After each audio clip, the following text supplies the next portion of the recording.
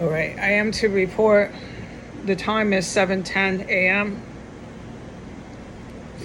It is 2 minutes after video 1, which I will label. I had my timer. I live by timers. The timer cut off the report. All right.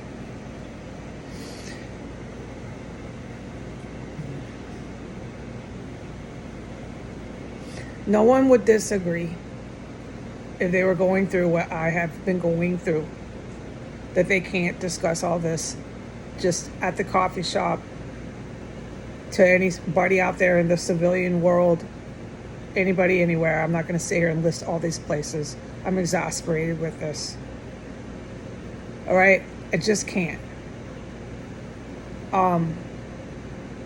That one time I was standing by the door and the gas hit, and I was buckled over with all that gas sickness, chemical gas, and the person hit the wall, slid down, and then thud, thud, thud, thud, thud, thud, thud, died right over my head.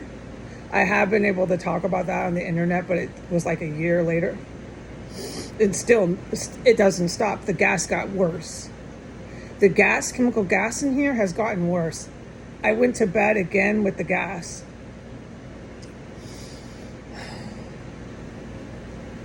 I went to bed again. I made dinner, and I was hit with the flagellation gas before I started making dinner, and then they started filling it up in my room. I went into the bathroom, and I was just bamboozled with it in the bathroom.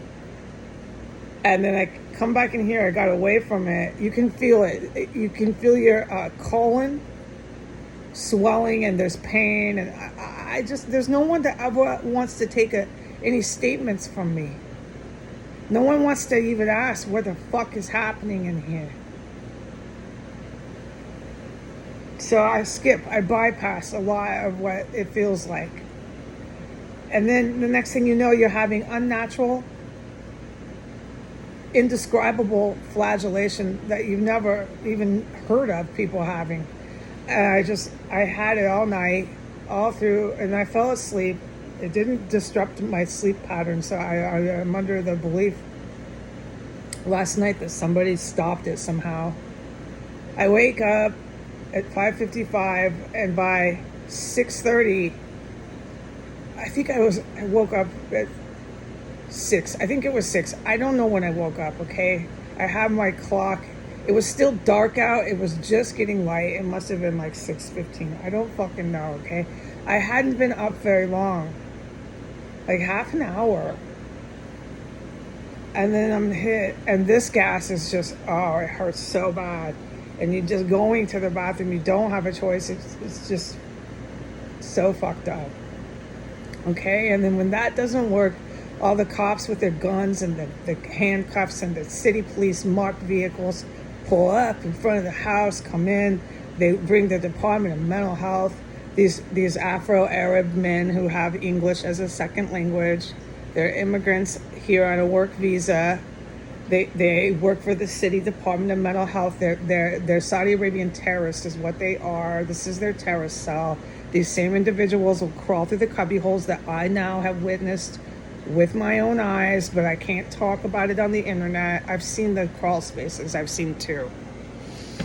I can't talk about where, except the basement. I know where that one is. They'll come up here with their cop guns. Oh, they're fucking real cops. They just pulled up in the cars. They're real cops.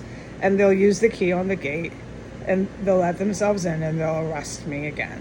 This is always on a psychiatric basis, that I'm a danger to myself and a danger to everyone else. When I put up that I made food last night, that's all I do. And I'm barely getting by in here, man. You know, and I do think about how long ago it was, 7 years it was this August, which is now 7 years, that I decided to help on my own will the good guys in the U.S. military who were obviously being attacked by this 40% of people they had recruited in our population, really nasty individuals in the U.S. population that they have recruited, and really evil humans that they already had rank and file in the U.S. military that were getting together with Donald Trump and Vladimir Putin, and they were going to use violent force on the United States for a white dictatorship. It failed. It failed. I mean, they were, in the first place, attacking their own military. So I guess they didn't suppose that these guys were going to fight back. The U.S. did fight back. The good guys in the U.S. did fight back, and they are some of the individuals who saved my life in here. But these Donald Trumps and these Bidens and these presidents who have been, quote unquote, elected since 2017 have this army of police, fire department, U.S. federal agents, cooping U.S. military, and it's just been hell ever since then. I'm unable to get any employment. There's been so many grievances, like just robbing my content, robbing everything I put on the internet. They robbed my content of the work I was doing, which was counterterrorism. And they would publish it and make thousands of dollars once it was published. This happened so many times I lost count, and it happened, and it still is, every year. This is 7 years. It just regularly happens so much that people in the public were aware of it. They even robbed my recipes, because that was my career before I finished all the math I needed to finish in school. I started doing that at 35. I finished it at 40, something like that, 36, whatever. So I took 4 years of intense math. I probably only needed to take 3. But I took 4, is what it is, facts on paper. I took it for no reason at all. I took all this college. I did everything for no fucking reason. I can't get a job to save my life. It's been so many years that I've been in this situation, I don't know where to start. Where do I start? What do I say? Nobody even fucking cares. They don't even care. I'm begging for help. I'm begging for my life, and the cops are still coming to arrest me. I'm still being arrested. All right, so I got poisoned again today. Whoever cares.